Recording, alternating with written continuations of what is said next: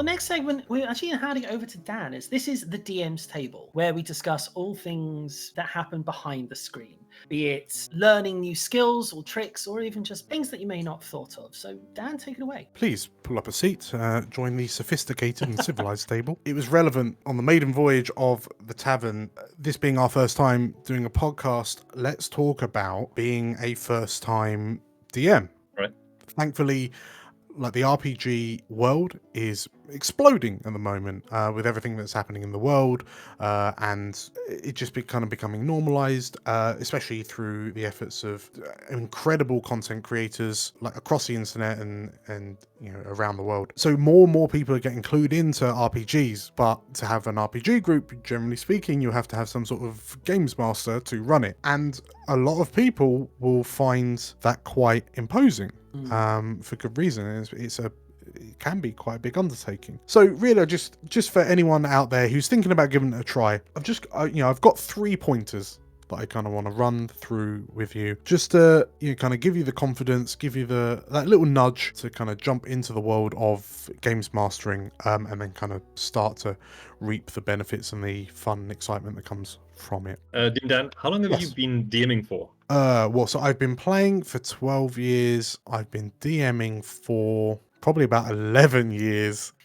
There's been very few points in my life since I started playing where I've not been DM or GM of something, and that's been across multiple systems as well. Previously, Anton and I were playing in a Shadowrun game that was based in London, which was very, very fun. That was very cool. That was a very cool campaign. But yes, another point, DM. Were you a DM by choice, or was it put upon you to be the DM? Nobody else wanted to do it, and you were brave enough to take upon the mantle. So when I very first started playing, I was a player, and when I became fascinated with just kind of the concept of RPGs, I found myself being drawn towards kind of the showmanship of being, it was a dungeon master for 4th edition. 4th edition D&D had just come out, and there were just so many stories and ideas I wanted to show, and like, I'm a performer by personality, so that just, the stars aligned in that sense, and I've just kind of understatement of the century there, Dan. haven't looked back. So yes, if you find that you're in a similar position to me, or maybe even not, like if you're feeling a bit apprehensive about it, my first piece of advice is, as first time DM, start small. Like, now we're in a world where, for example, like Critical Role is as huge as it is, and with these massive sprawling storylines and banks of characters and mounds of lore and world building. As a first-time DM, you don't need any of that. That's very true. Yeah. Because I remember the first game I played, and all we did is we were in a tavern, created our characters, and then we went on the road and got ambushed by some goblins, killed the goblins, and that was it. Yeah. It was a great session. We all had a great time. It's why most of the Baldur's Gate games usually start with quite simple, my basement is filled with rats. Yeah, precisely. So the 4th Ed campaign that I started way back when, which was the first game I played with Carl properly, that started in a tavern in a town called Orsmead, and I drew a very, very basic primary color map of the town, and I came up with, I think, 3 plot hooks of things that were happening in and around the town that an adventurer group could deal with. By the end of that campaign, they were saving the universe from a primordial that had attained godhood and was locked away in another dimension and was going to eat reality. Like, you start small, because that gives you the time to grow. It gives you an opportunity to adapt it to your players and so on and so forth. And you don't have to have all the answers. Like, Exactly. It's perfectly fine to not know the macroeconomics of the kingdom, to not know who the king is. Precisely. All you need to know is there's a tavern, there's a village, and the players aren't going to ask you, who's the king or who's the queen or what is the political structure of the country. Like, precisely. I mean, at the start of the campaign, the most important thing for you as a DM to think about, I would argue, is who are the characters that your players have brought to the table. Because like, that is it's all of your stories, but like, those players, those characters are the main focus. So start with them, grow from there. Yeah. We touched on it a little bit, but you're a first-time DM. You do not need to have an encyclopedic knowledge of the rules. You really don't. Especially if you're all new to it, it's fine to get rules wrong. I mean, we call it, it's the player's handbook. It's not the player's rule book. They are all guidelines.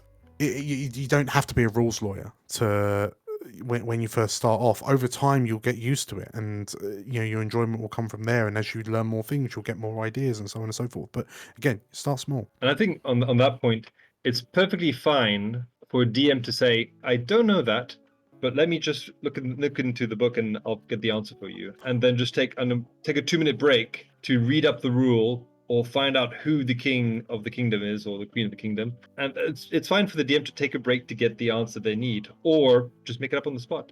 Both are fine. The players will do that as well. It's a learning experience for both of you, like for the players and for the DM. This kind of builds into my second point. A very, very important thing for new DMs is learning the power of the phrase "yes and." The amount of times I heard that. Yes, that's an improv thing, though. Absolutely. I mean, D&D is fundamentally an improv. Well, RPGs in general are fundamentally improvisational a lot of the time. But yeah, the term "yes and," like it's always a back and forth between you and your players, or your players and your players, and your players and your players. But RPGs inherently are collaborative storytelling exercises. Everyone around the table has a hand in developing the story. And the best way to facilitate that is through the phrase "yes and." So your player says they want to do a thing. What you want to say as often as possible is "yes and," and then you run with it, and then you build on it, and then you pass it back, and then they, your players, they take what you've just given them, and they "yes and," and then it builds and builds and builds. So what you're saying is you don't have to have everything prepared, because your players will do some of the work for you. Absolutely. You don't have to have the whole village laid out, because they're probably just only interested in going to one place. So just write a name of one place and the person that might be there. If you're a first time DM, whilst I would recommend you starting with like a published adventure from any published adventure you can get your hands on, especially if you're doing a homebrew, your players will be instrumental in building the world, because they'll inform you what they want to get out of it. Speaking of which, in terms of the players, and by proxy their characters, as a DM, you are their ally, not their enemy. There shouldn't ever really be an antagonistic relationship between the DM and the player base, because as a games master, you should be a neutral arbitrator. Sure, you run all the bad things that are trying to kill the players, but you're also the facilitator of the story and the plot and the pacing and so on and so forth. Without challenges, there's no story, right? Precisely. If everything's easy, then nothing happens. So that's why I guess the DM has to have both of those roles. Yeah, as a DM, like if you can be in a position where you're celebrating your players' achievements rather than cursing them for defeating your well laid out plans, then you're in a good spot. So then my last point to remember is that it's a game. So what do you mean, Dan? Okay. It's real life, isn't it? Oh my god, so many questions. It is a game. DMing is quite intense. Well, games mastering in general can be quite intense, but it's also so rewarding. What you have to remember when you're doing it is you've got to be having fun. You've got to be having fun. Your players need to be having fun, because that's why we're getting together and doing it. It's to have a good time. And there's no shame in acknowledging that actually something isn't fun or something isn't working. As a group of individuals that have all come together to do a thing together, you should be able to figure out what needs to change to make it fun again, if that's kind of slipped. And sometimes when it comes to establishing that feel, it's absolutely fine and kind of very recommended to set boundaries. Having this mutual understanding between you and all of your players, what is allowed, what isn't allowed, whether that's in terms of kind of in-world lore and expectations to player expectations, and what, are there any topics, for example, that we are and aren't going to deal with? Whilst it may seem that there will be some topics that you just don't deal with, and you kind of need to reach out to your players and find out if there's any others that you haven't thought about that are important to them that are, avoided. Yeah. I think session 0 Precisely. with your players is very important in setting up the game to succeed, right? Yeah. You get a group of players that want to work together, that are happy being together, that are happy playing together. And again, make sure everyone's on the same page as to what kind of adventure you're playing. Yeah. You don't get some people wanting to do gothic horror and the other people want to do light-hearted, jokey, or some others want to do murder hobo adventure. The group has to work together, so there is a certain amount of give and take that each player must accept in that. 100%. Yeah. And that's important in making sure everybody has fun. Yeah, especially if you're a first time games master. Like, honesty between you and your players is so important. So important. And we're not just talking about like, are my NPCs telling the player characters the truth? No, I mean, like, if you as the games master, like if you're struggling with something, or if there's something that's just not sitting right, you should always be able to be honest with your players. Because again, like going back to what I was saying earlier, the whole point of this is to have fun.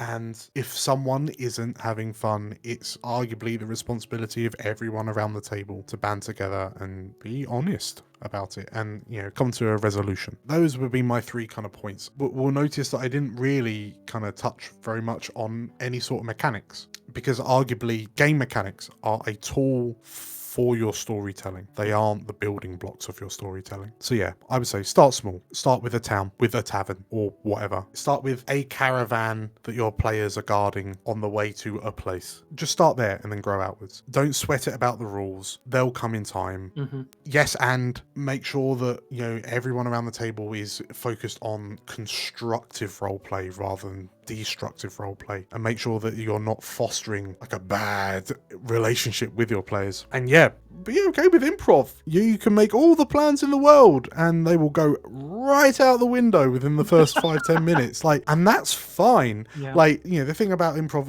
I suppose you can and you can't prep improv, but just roll with it. Again, have fun. It's a game.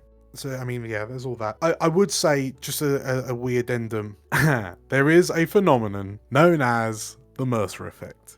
And so this is when new Dungeon Masters try to compare themselves absolutely to Matthew Mercer of Critical Role. And from the tweet of the man himself, Mr. Mercer is horrified at the idea of the Mercer Effect. Yeah, which is either new games masters or new players expecting what you might see on something like Critical Role at their own table. On both sides. Mm-hmm. Precisely. You should just do what you can to not fall under the sway of the Mercer Effect, because at the end of the day, it's your table, your group of friends, your stories, not Matt Mercer's or anyone else's for that matter. Yeah, and there's many different ways of playing D&D and approaching certain things. So Mercer has his particular style, and I've seen many other DMs that have a very different style, and they're not necessarily better or comparable. It's just a different way of playing D&D. So find the best way that you want to play and play that, whether it be hyper realistic medieval warfare or it's very light on rules, sort of improv type scenarios. Precisely.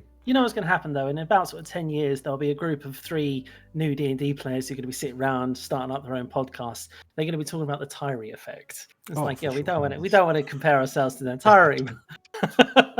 I mean, I think you should though. I mean, everyone should aspire to adopt the Tyree effect. The 3 of us, we've all DM'd. As Carl, I mean, was there anything that you thought of that would go as a tack on? Well, I was also saying, when you were talking about, start small, and when you created 3 plot hooks, one anecdote I remember is I was running a game and I had several plot hooks because I expected them to only latch onto one, but somehow the players latched onto all of them and linked them. And me as the DM was in the end, they wrote the entire adventure because they took these very basic plot points that I'd set up and turned them all into something more than what they were. It set a precedent for me that I don't overplan anymore. I usually figure out how I want to start the session because it will never end the way I want it to. It will always be dictated by the players in the end because they may go on a strange tangent. As long as I know roughly where they're heading, the rest I can create. So start small and don't overplan. Yeah. No plan ever survives contact with the players, and that can be a good thing. It can also be a great thing when you're watching a plot you didn't expect to unfold start unfurling and shape your entire campaign as a result of it. Have a rough idea and be ready to throw it away at any moment's notice. Yeah, just yes. Within Absolutely. seconds. I would also suggest there are a huge number of sources of information that you can reach, that you can go to. Matt Colville, the Sly Flourish and the Lazy DM, the Angry DM. There's just countless Yep. opportunities. Web DM also very good. Yes. Like that show. So one little comment I had on just DMing. Yes. I've DM'd quite a few one shots, either for friends and family. So that's kind of been my niche. I've never done a campaign. And one of the things I've noticed is they tend to be quite uncomfortable with role playing. Yeah. With voicing out what their character says. And I'm also kind of the same way when I'm a DM. I don't really always like role playing every single character they encounter. And so there's actually a way around it is just to go, okay, well, you encountered this person and they tell you this. Yeah. What do you respond to that? And then your players can go, well, I'd like to ask about this. And then you go, well, and they tell you this piece of information. And then you can kind of have that interaction of role playing without, making voices and all. And maybe for new time DMs and new players, that's more comfortable. And eventually you can maybe tease out the rest. Yeah. It's a fantastic thing to bring up in like the session 0 when you're setting out your boundaries and the expectations and whatnot. Yeah, exactly. I like that as well. Yeah, it definitely, doesn't put the pressure on you, because so many people I know sort of that feeling of pressure to suddenly be like, oh no, I need to voice this. But again, you're right, it's not needed. And if you actually don't have to roleplay to play D&D. You can just roll some dice and have fun. Yeah. With that kind of mind splurge in mind, I really hope that if you've been thinking about games mastering or giving that position a try, what I've said is kind of giving you the encouragement to give it a go, because you never know.